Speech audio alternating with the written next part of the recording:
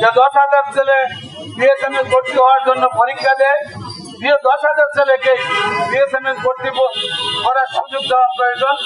10,000 ছেলে যদি ভর্তি হয়ে তারা প্রতি বছর পাস করতে পারে, যদি 4 বছরে তারা ডাক্তারি পাস করে আসতে পারে, তাহলে আরো ছেলেরা উৎসাহিত হবে, ভবিষ্যতে ডাক্তারি পড়ার জন্য তারা ইচ্ছা পোষণ করবে।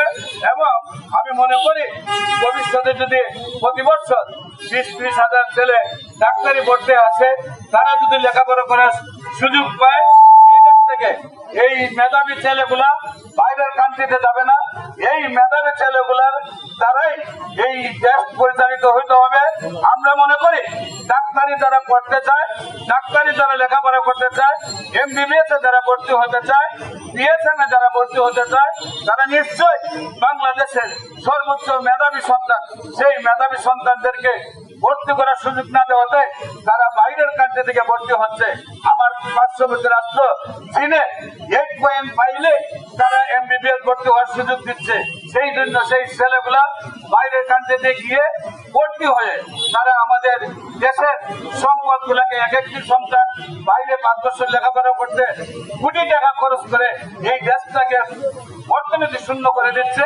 পরবর্তীতে তারা যখন ডাক্তার হয়, ডাক্তার হওয়ার পরে ওই দেশগুলি উন্নত হওয়ার কারণে তারা ওই দেশগুলিতে থাকতে চায়, এবং সেই দেশগুলোতে তারা থেকে যাওয়ার কারণে আমার দেশের সম্পদগুলি তার বাবা এবং বাবা চাচার সম্পদগুলি যা আছে সেই সম্পদগুলি তারা বিক্রয় করে তারা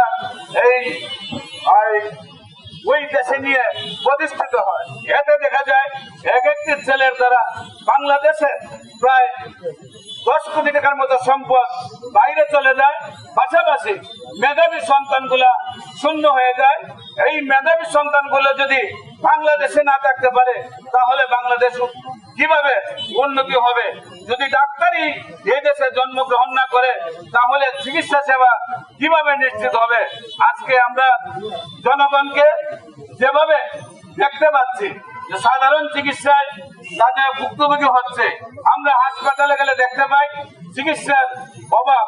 আমরা সাধারণ প্রাইভেট হাসপাতালে গেল, সেইখানেও দেখি চিকিৎসার অভাব।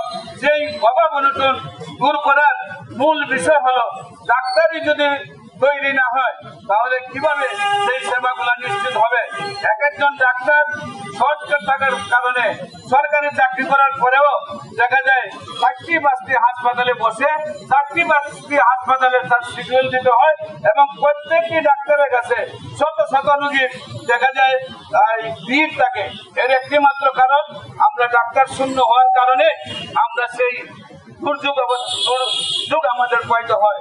আমরা বিশেষ করে অনুরোধ করব, অবিলম্বে ডাক্তারি এমবিবিএস এবং বিএসএম এর ভর্তি তাদের বৃদ্ধি করতে হবে, এবং আমার দেশের সন্তানরা যেন বাইরে না যায় সেই দেশে সেই পদক্ষেপ নিতে হবে, এবং মেধাবী সন্তানদের দ্বারাই যেন দেশটা সুন্দরভাবে করা যায় সেইটার জন্য সুন্দর পরিকল্পনা নিতে হবে।